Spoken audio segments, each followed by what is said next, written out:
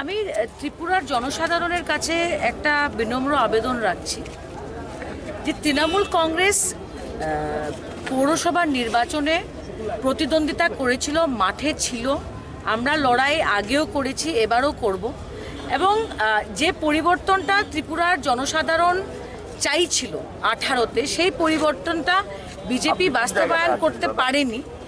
এবং আমি মনে করি যে এটা একটা সুবর্ণ সুযোগ ভারতীয় জনতা পার্টিকে একটা মেসেজ দেওয়ার জন্য যে ত্রিপুরার জনসাধারণের সঙ্গে বিশ্বাসঘাত চলবে না। আমাদের নেত্রী মমতা বন্দ্যোপাধ্যায় পশ্চিমবঙ্গে 3বার মুখ্যমন্ত্রী কেন হয়েছেন? সুশাসনের জন্য হয়েছেন। আর আরেকটা কথা আমি ভারতীয় জাতীয় কংগ্রেসের ব্যাপারে প্রকাশ্যভাবে বলতে চাই যে যারা আজকে ভারতীয় জাতীয় কংগ্রেসের নেতৃত্ব দিচ্ছে এবং মমতা বন্দ্যোপাধ্যায়ের গভর্নেন্স নিয়ে যারা মন্তব্য করছে আমি দেখতে পেরেছি, তাদেরকে আমি বলতে চাই যে আপনারা যখন কংগ্রেসে ছিলেন, যে পরিবারটা কংগ্রেসে ছিল আর ইউপিএর সরকার ছিল, তখন ওদের কি ক্ষমতা ছিল ত্রিপুরার জনসাধারণ দেখে নিয়েছে। এখন জাতীয় স্তরে ভারতীয় জাতীয় কংগ্রেসের যে পজিশন গেছে, এটা কোনো ব্যক্তির নির্বাচন না, এটা ব্যক্তিবিশেষ নির্বাচন না, কিন্তু এই নির্বাচনে একটাই প্রশ্ন যে বিজেপির বিকল্প কে, বিজেপির বিরুদ্ধে কে লড়াই করতে পারবে। আমি মনে করি এটা মমতা বন্দ্যোপাধ্যায় এবং তৃণমূল কংগ্রেস প্রমাণ করেছে যে বিজেপিকে পরাজয় করতে হলে তৃণমূল লাগবে, আর বিজেপির বিরুদ্ধে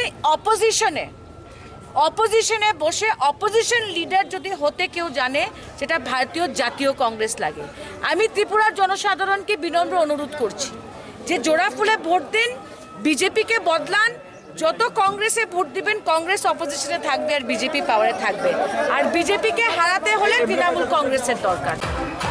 নির্বাচন আপনারা জানেন, আমরা তৃণমূল কংগ্রেসের পক্ষে 4 আসনেই আমরা লড়াই করছি এবং 4 আসনে তৃণমূল কংগ্রেসের প্রার্থী সিদ্ধান্ত হয়েছে এবং সেখানে 6 আগরতলা কেন্দ্রে আমাদের তৃণমূলের প্রার্থী শ্রীমতী পান্না দেব, 8 বরদোয়ালির কেন্দ্রে আমাদের প্রার্থী নীলকমল সাহা এবং 46 সুরমা কেন্দ্রে আমাদের প্রার্থী অর্জুন সরকার এবং 57 যুবরাজনগর কেন্দ্রে আমাদের প্রার্থী মৃণালকান্তি দেবনাথ, ডক্টর মৃণালকান্তি দেবনাথ।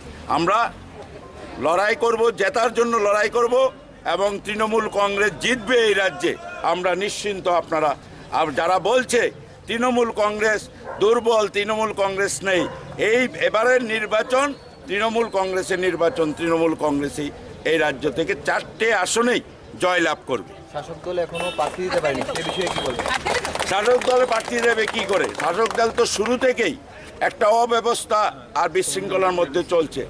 আপনারা নিশ্চিন্ত থাকুন যে এই বিজেপিকে আর মানুষ ভোট দেবে না, বিজেপি ঘুরে আসবে না। মানুষ বিজেপিকে দেখেছে, সিপিএমকে দেখেছে, কংগ্রেসকে দেখেছে। এবার মানুষ আমাদের মা মাটি মানুষের নেত্রী মমতা বন্দ্যোপাধ্যায়ের সেই তৃণমূল কংগ্রেসকে ত্রিপুরায় মানুষ দেখবে, আমার বিশ্বাস, এবং মানুষ সেই সিদ্ধান্ত নিয়ে নিয়েছে।